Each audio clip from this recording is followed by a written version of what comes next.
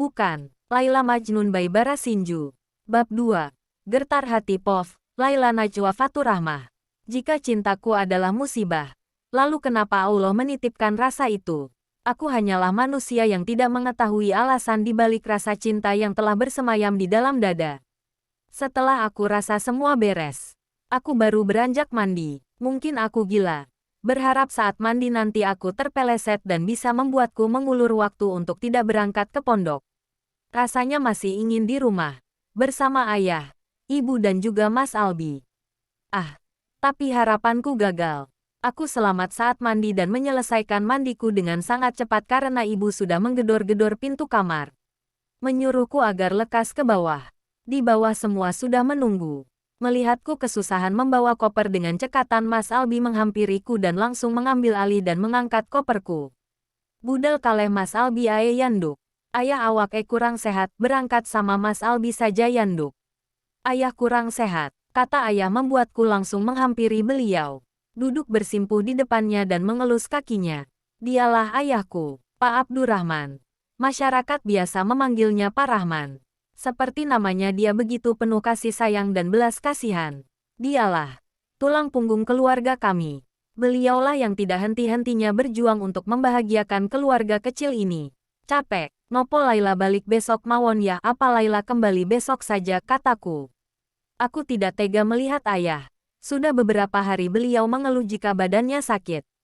Beliau bersandar pada kursi ruang tamu, seperti menahan rasa sakit. Tapi tetap saja tersenyum untuk mengalihkan kekhawatiranku. Ndak usah, kamu berangkat ae, sahut ibu. Beliau terlihat dari arah dapur berjalan membawa bekal untuk kami bawa. Dia menyerahkan bekal itu kepada Mas Albi untuk dimasukkan ke dalam mobil. Dan itu ibuku, Ibu Fatmawati, wanita paling ku sayangi di dunia ini. Kasih sayang dan perhatian tidak akan pernah berbanding dengan apapun. Meskipun dia sedikit keras, tapi tidak pernah berhenti untuk selalu memberikan yang terbaik untuk putra-putrinya. Ibuku Fatmawati, namanya mengingatkan akan seorang pahlawan wanita, istri dari Presiden pertama kita Soekarno. Beliau pejuang wanita garda terdepan pada masanya. Beliau juga perempuan pertama yang menjahit bendera merah putih. Mungkin karena itulah eyangku menamai ibuku Fatmawati. Beliau ingin anaknya seperti Ibu Fatmawati yang gigih dan juga berbudi pekerti. Ya sudah, tapi ayah sehat nggih? Kalau ada apa-apa kabari Laila, kataku. Kali ini bukan alasanku untuk mengulur waktu untuk tidak kembali ke pondok. Tapi benar karena rasa khawatir kepada ayah dan ibuku. Mereka mendapatkan aku sebagai anak setelah 10 tahun pernikahan. Bukan waktu yang singkat, dan bahkan terlampau lama.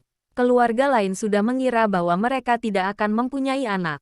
Entah kegigihan seperti apa yang mereka miliki hingga mereka tetap berusaha untuk mendapatkan seorang momongan.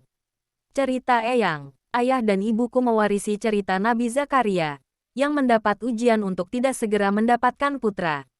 Pada masa itu semua hal yang bisa memberikan harapan untuk bisa mendapatkan keturunan telah dilakukan mereka, program yang diikuti pun beragam. Setiap kali mendengar ada dokter yang ampuh soal kehamilan mereka akan datang. Pengobatan alternatif dan terapi pijat pun juga dilakukan. Meskipun begitu berkali-kali mereka harus pupus harapan. Hingga akhirnya mukjizat itu datang. Ibu diberi kesempatan untuk mengandungku. Dan itu terjadi setelah mereka mengadopsi Mas Albi. Belajar si mempeng. Ojo pacaran. Belajar yang benar. Jangan pacaran, pesan ayah. Beliau sudah terlihat sepuh tapi masih saja keras dalam mendidikku. Ibu duduk berjajar dengan bapak, dia mengelus kepalaku. Beliau seperti memberiku kekuatan, semangat dan juga restu. Aku mencium punggung tangan mereka bergantian. Memeluk dan mencium satu persatu pipi kanan kiri dan juga kening mereka. Laila pamit, jaga kesehatan ayah sama ibu. Assalamualaikum, pamitku.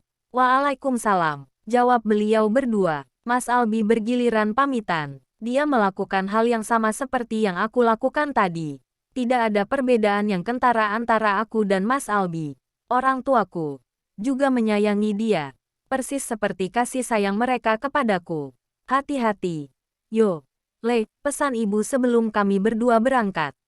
Nggih, Bu, kami berangkat. Balas Mas Albi sebelum mobil kami benar-benar meninggalkan halaman rumah. Jalanan siang memang kerap ramai.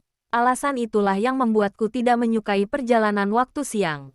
Terik matahari, rasa panas dan juga padatnya kendaraan. Belum lagi dengan asap polusi yang tersebar kemana-mana. Aku tidak suka keramaian. Bapak sama ibu jangan dipikirankan. Ono aku sing nang umah ada aku yang di rumah, kata Mas Albi tiba-tiba. Aku menoleh ke arahnya. Melihatnya yang konsentrasi menyetir tapi juga masih menebak isi pikiranku. Iya. Tapi tetap saja aku kepikiran Mas. Bapak sama ibu udah sepuh. Kadang takut. Kalau aku tidak bisa mempunyai kesempatan membahagiakan mereka. Kataku, pikiranku memang masih di rumah dan terkadang ngelantur. Tidurlah. Saat kita berhenti nanti aku akan membangunkanmu. Kata Mas Albi. Dia selalu begitu. Menyuruhku tidur atau melakukan hal sesuatu yang bisa membuatku melupakan masalahku. Tidak bisa. Kataku. Aku tidak mengantuk dan bahkan ini belum setengah dari perjalanan kami. Baru saja kita keluar dari kota Kediri dan masih 4 jam lagi perjalanan kami. Aku memalingkan pandanganku ke arah jendela mobil. Melihat lalu lalang kendaraan di sekitar kami. Tidur. Nduk. Ujar Mas Albi lagi.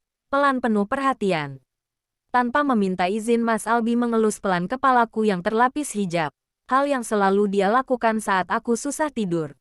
Tangan satunya masih memegang kemudi. Aku menghempaskan. Mengalihkan tangannya dari kepalaku.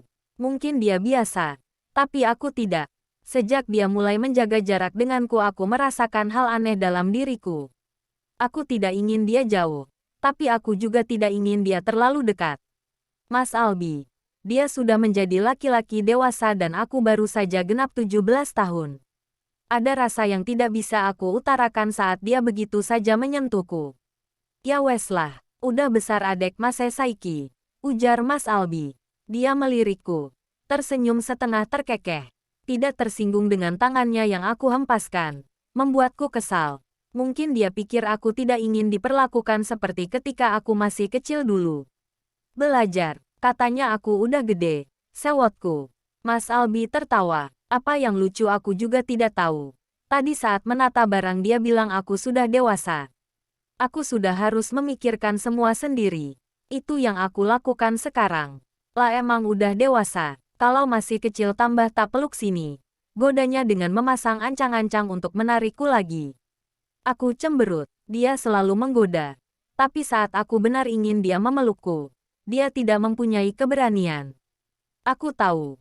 Kita dekat. Tapi kita juga jauh. Palingan gak berani. Tantangku dengan menjulurkan lidah. Mengoloknya dan menguji kegigihannya. Hahaha. Nduk. Nduk kamu itu kok gemesin tuh. Lontarnya dengan mengacak-acak rambut yang terbungkus hijabku.